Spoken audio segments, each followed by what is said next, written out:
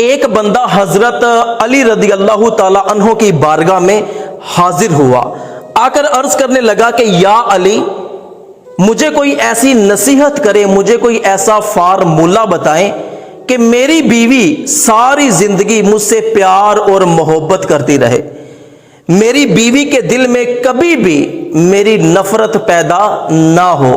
تو حضرت علی رضی اللہ تعالی عنہ نے اس بندے سے ارشاد فرمایا کہ اگر تم چاہتے ہو کہ تمہاری بیوی پوری زندگی کبھی بھی تم سے نفرت نہ کرے اور وہ ساری زندگی تیرے ساتھ پیار اور محبت کرتی رہے،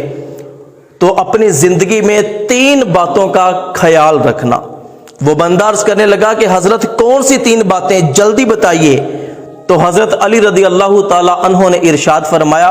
کہ پہلی بات یہ کہ جب تیری بیوی بیمار ہو، دکھ میں ہو، تکلیف میں ہو، مصیبت میں ہو، تو کبھی بھی اس کو اکیلا نہیں چھوڑنا، کبھی بھی اس کو تنہا نہیں چھوڑنا، اس لیے کہ اگر تم اپنی بیوی کو بیماری کی حالت میں،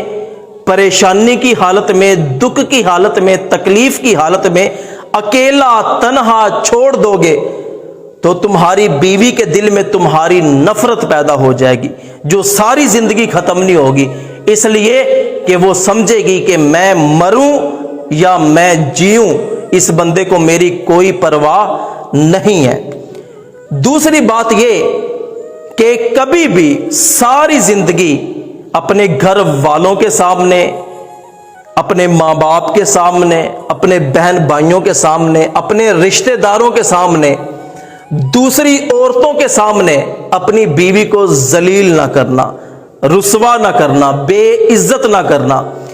اس لیے کہ اگر تم دوسروں کے سامنے اپنی بیوی کو ذلیل کرو گے،